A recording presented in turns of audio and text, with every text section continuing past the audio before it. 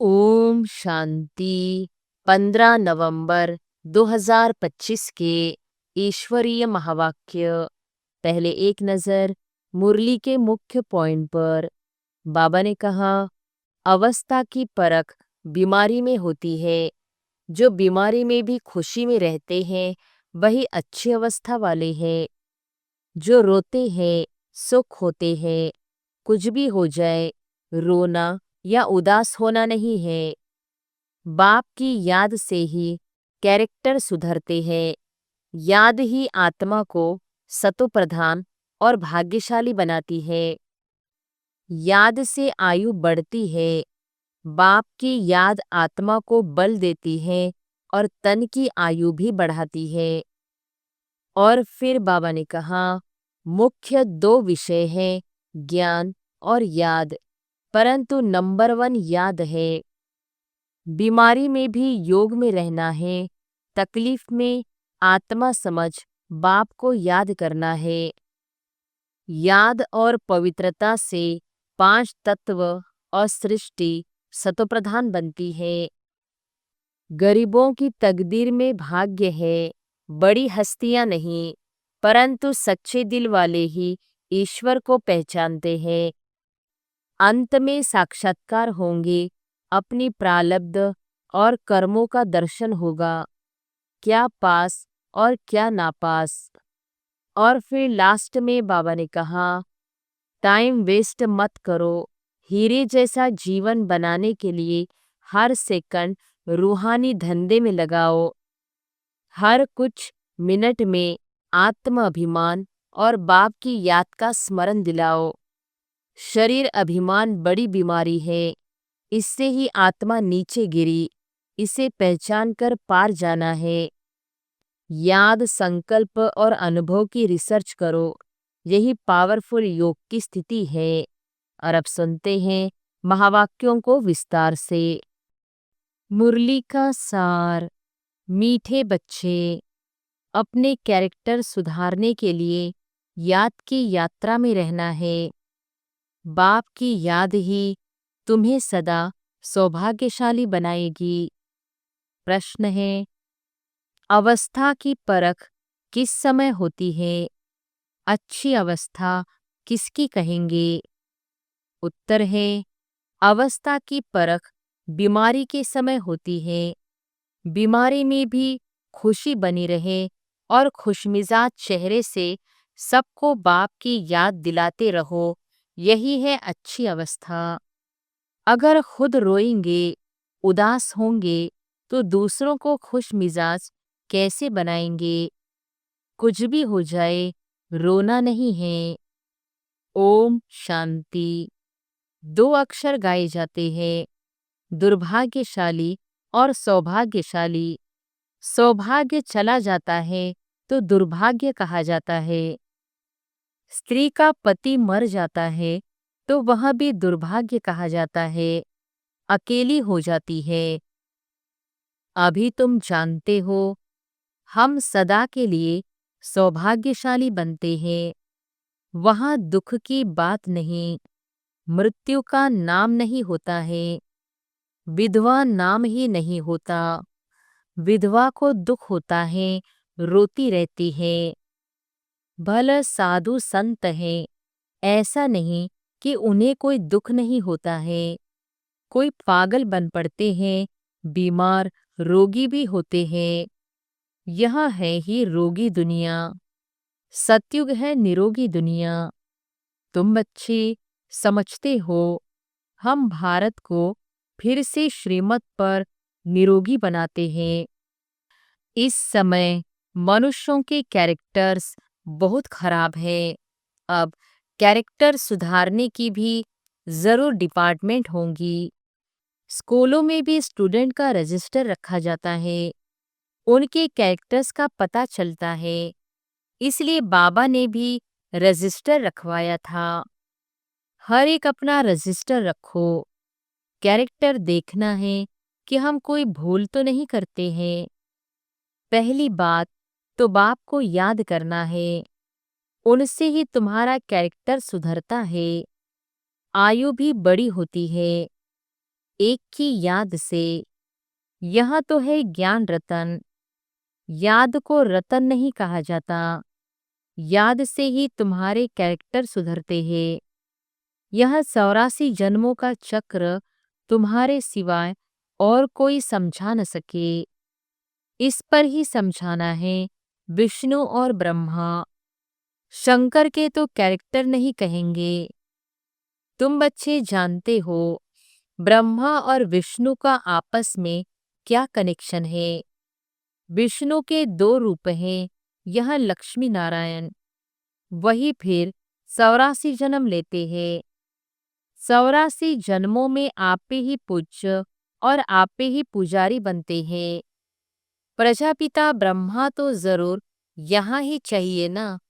साधारण तन चाहिए, बहुत करके इसमें ही मूंझते हैं। ब्रह्मा तो है ही पतित पावन बाप का रथ। कहते भी है दूर देश का रहने वाला आया देश पराए। पावन दुनिया बनाने वाला पतित पावन बाप पतित दुनिया में आया। पतित दुनिया में एक भी पावन नहीं हो सकता। अभी तुम बच्चों ने समझा है कि 84 जन्म हम कैसे लेते हैं। कोई तो लेते होंगे ना। जो पहले पहले आते होंगे उनके ही 84 जन्म होंगे। सतयुग में देवी देवता ही आते हैं। मनुष्यों का जरा भी ख्याल नहीं चलता। 84 जन्म कौन लेंगे, समझ की बात है। पुनर्जन्म तो सब मानते हैं। 84 पुनर्जन्म हुए, यह बड़ी युक्ति से समझाना है। 84 जन्म तो सभी नहीं लेंगे ना। एक साथ सब थोड़े ही आएंगे और शरीर छोड़ेंगे। भगवानुवाच भी है कि तुम अपने जन्मों को नहीं जानते हो। भगवान ही बैठ समझाते हैं। तुम आत्माएं 84 जन्म लेती हो। यह 84 की कहानी बाप तुम बच्चों को बैठ सुनाते हैं। यह भी एक पढ़ाई है। 84 का चक्र तो जानना बहुत सहज है। दूसरे धर्म वाले इन बातों को समझेंगे नहीं। तुम्हारे में भी कोई सभी 84 जन्म नहीं लेते हैं। सभी के 84 जन्म हो तो सब इकट्ठे आ जाए, यह भी नहीं होता है। सारा मदार पढ़ाई और याद पर है। उसमें भी नंबर 1 है याद। डिफिकल्ट सब्जेक्ट पर मार्क्स जास्ती मिलती है। उनका प्रभाव भी होता है। उत्तम, मध्यम, कनिष्ठ सब्जेक्ट होती है ना। इनमें है दो मुख्य। बाप कहते हैं मुझे याद करो तो संपूर्ण निर्विकारी बन जाएंगे और फिर विजयमाला में पिरो जाएंगे। यह है रेस। पहले तो खुद को देखना है कि मैं कहाँ तक धारणा करता हूँ, कितना याद करता हूँ, मेरे कैरेक्टर्स कैसे हैं। अगर मेरे में ही रोने की आदत है तो दूसरे को खुशमिजाज कैसे बना सकता हूँ। बाबा कहते हैं जो रोते हैं सो खोते हैं। कुछ भी हो जाए लेकिन रोने की दरकार नहीं है। बीमारी में भी खुशी से इतना तो कह सकते हो, अपने को आत्मा समझ बाप को याद करो। बीमारी में ही अवस्था की परख होती है। तकलीफ में थोड़ा कुड़कने की आवाज भला निकलती है, परंतु अपने को आत्मा समझ बाप को याद करना है। बाप ने पैगाम दिया है। पैगंबर, मैसेंजर एक शिव बाबा है, दूसरा कोई है नहीं। बाकी जो भी सुनाते हैं सारी भक्ति मार्ग की बातें। इस दुनिया की जो भी चीजें हैं सब विनाशी है। अभी तुमको वहां ले जाते हैं जहां टूट फूट नहीं। वहां तो चीजें ही ऐसी अच्छी बनेगी जो टूटने का नाम ही नहीं होगा। यहाँ साइंस से कितनी चीजें बनती है, वहां भी तो साइंस जरूर होगी, क्योंकि तुम्हारे लिए बहुत सुख चाहिए। बाप कहते हैं, तुम बच्चों को कुछ भी पता नहीं था। भक्ति मार्ग कब शुरू हुआ, कितना तुमने दुख देखा, यह सब बातें अभी तुम्हारी बुद्धि में है। देवताओं को कहा ही जाता है सर्वगुण संपन्न, फिर वह कलाएं कैसे कम हुई। अभी तो कोई कला नहीं रही है। चंद्रमा की भी धीरे धीरे कला कम होती है ना। तुम जानते हो कि यह दुनिया भी पहले नई है, तो वहाँ हर चीज सतो प्रधान फर्स्ट क्लास होती है। फिर पुरानी होते कलाएं कम होती जाती है। सर्वगुण संपन्न यह लक्ष्मी नारायण है ना। अभी बाप तुमको सच्ची सच्ची सत्यनारायण की कथा सुना रहे हैं। अभी है रात, फिर दिन होता है। तुम संपूर्ण बनते हो तो तुम्हारे लिए फिर सृष्टि भी ऐसी ही चाहिए। 5 तत्व भी सतो प्रधान 16 कला संपूर्ण बन जाते हैं। इसलिए शरीर भी तुम्हारे नेचुरल ब्यूटीफुल होते हैं, सतो प्रधान होते हैं। यह सारी दुनिया 16 कला संपूर्ण बन जाती है। अभी तो कोई कला नहीं है। जो भी बड़े से बड़े लोग हैं अथवा महात्मा आदि हैं, यह बाप की नॉलेज उनकी तकदीर में ही नहीं है। उन्हों को अपना ही घमंड है, बहुत करके हैं, है ही गरीबों की तकदीर में। कोई कहते हैं इतना ऊंच बाप है, उनको तो कोई बड़े राजा अथवा पवित्र ऋषि आदि के तन में आना चाहिए। पवित्र होते ही है सन्यासी। बाप बैठ समझाते हैं, मैं किस में आता हूँ। मैं आता ही उसमें हूँ जो पूरे 84 जन्म लेते हैं, एक दिन भी कम नहीं। श्री कृष्ण पैदा हुआ उस समय से 16 कला संपूर्ण ठहरा। फिर सतो रजो तमो में आते हैं। हर चीज पहले सतो प्रधान फिर सतो रजो तमो में आती है। सतयुग में भी ऐसा होता है। बच्चा सतो प्रधान है, फिर बड़ा होगा तो कहेगा अब हम यह शरीर छोड़ सतो प्रधान बच्चा बनता हूँ। तुम बच्चों को इतना नशा नहीं है, खुशी का पारा नहीं चढ़ता है। जो अच्छी मेहनत करते हैं खुशी का पारा चढ़ता रहता है, शक्ल भी खुशनुमा रहती है। आगे चल तुमको साक्षात्कार होते रहेंगे।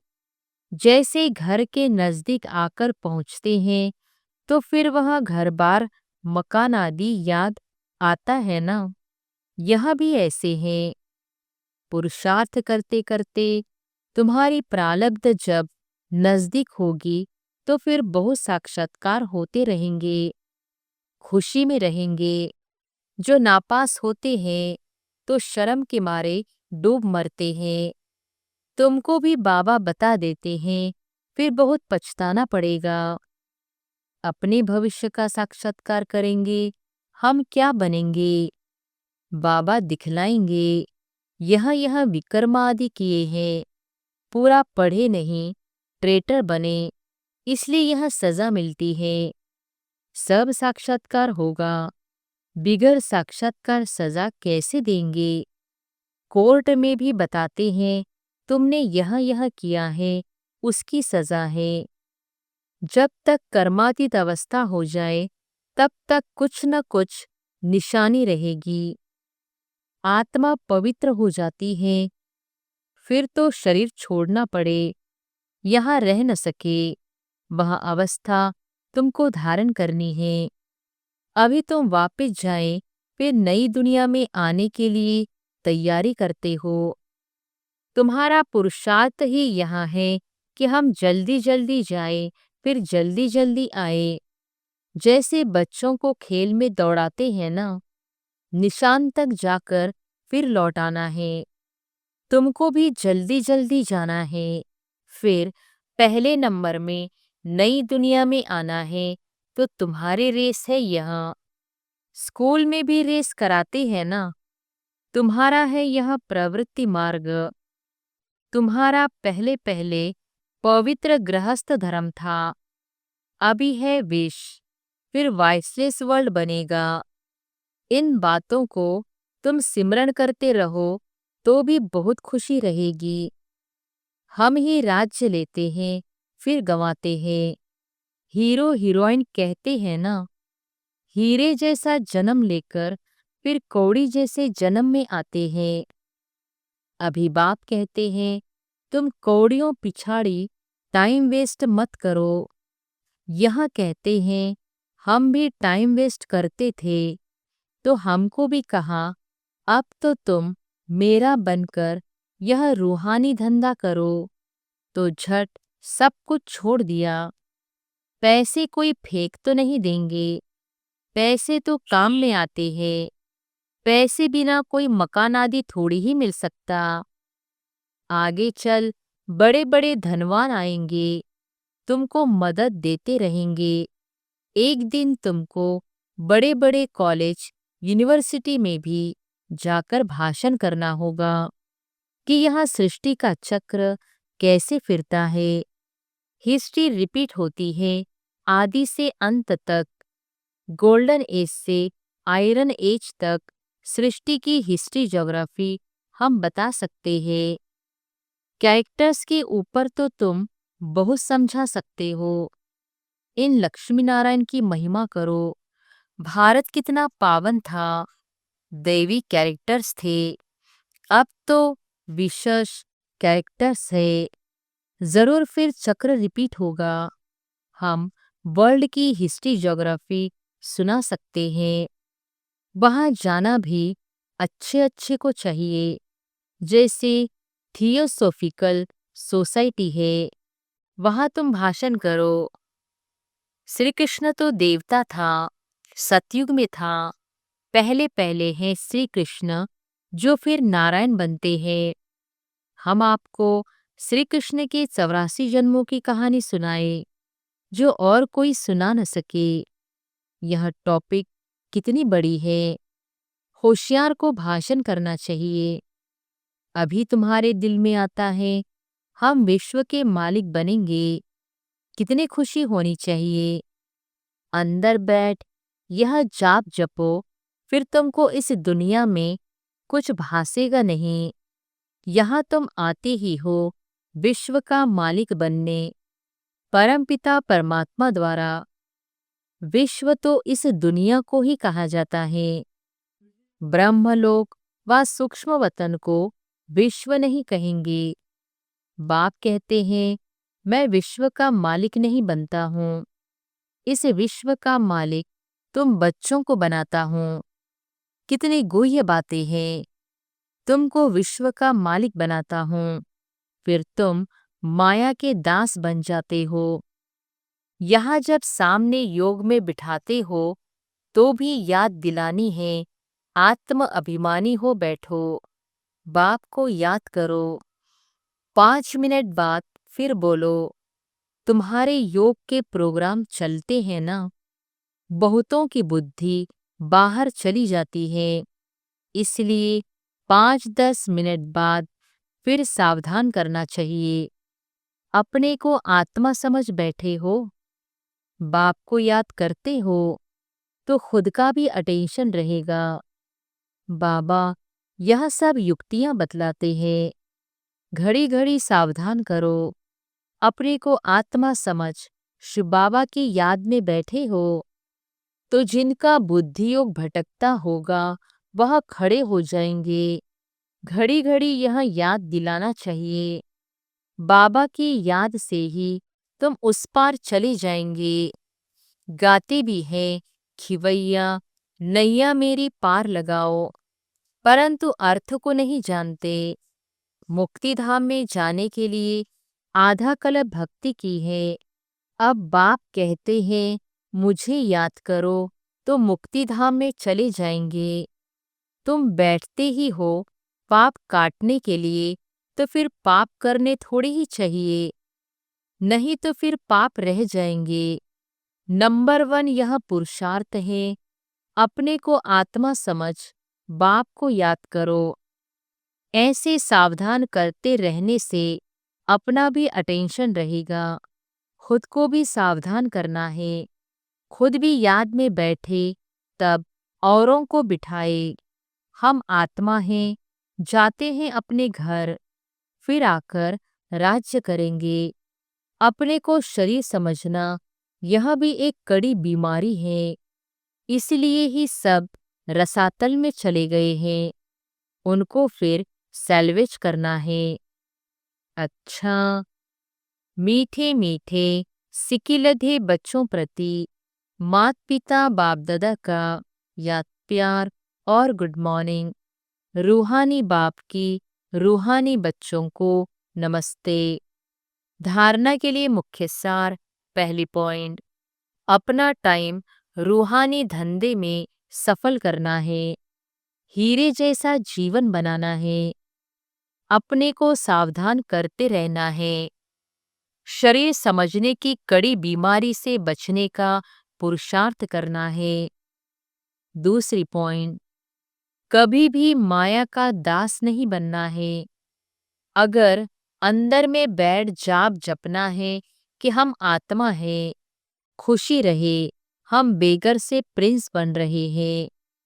वरदान है, अनुभवों की गुह्यता की प्रयोगशाला में रहकर नई रिसर्च करने वाले अंतर्मुखी भव।